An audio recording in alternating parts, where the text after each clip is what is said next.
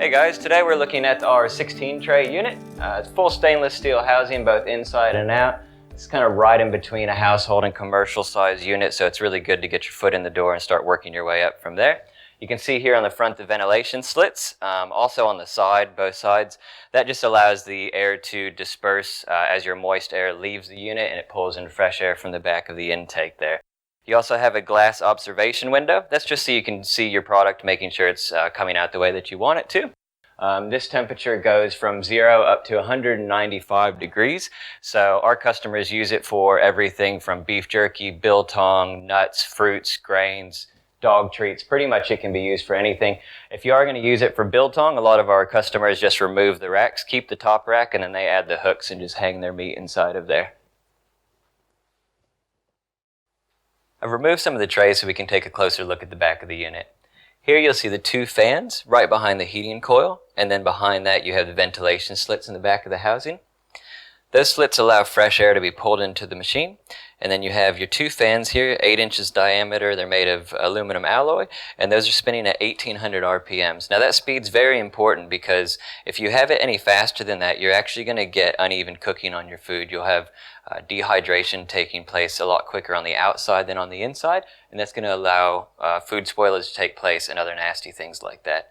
In front of that you have your heating coil. That's 304 stainless steel, and the fan blades here are actually angled in such a way that you get a circular airflow, so they don't blow the air directly forward. They actually circulate it around the machine as the air moves forward, and that allows even drying on all of the trays, and you actually get an even temperature.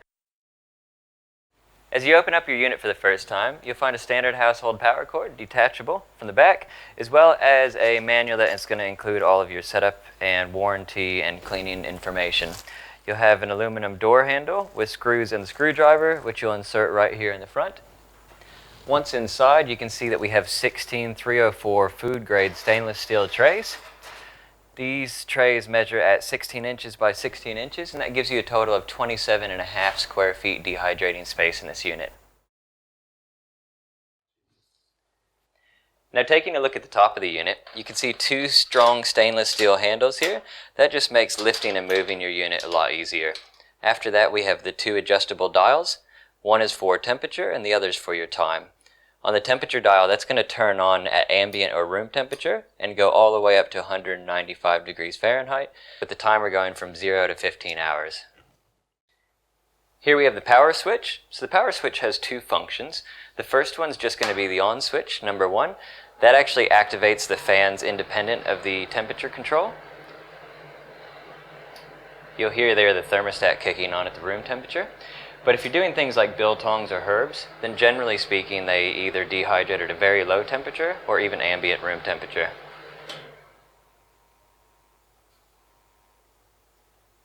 Here you can see the time function. What that's going to do is run the power circuit through the timer function.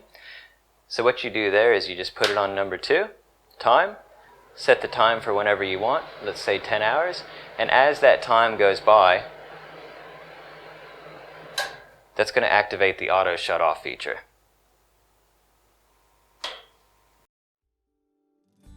Thanks a lot for joining us today for this video. I hope it answered all the questions you may have had, and if there's any follow-up questions you have, please feel free to reach out to our customer care team. You can find all the details at the end of the video on how to reach out to them, whether it's through the chat function on the website, phone, or by email. Feel free to give them a call, ask anything. Doesn't matter how simple it is, we're here to help. Thanks, good luck, and we hope to see you soon.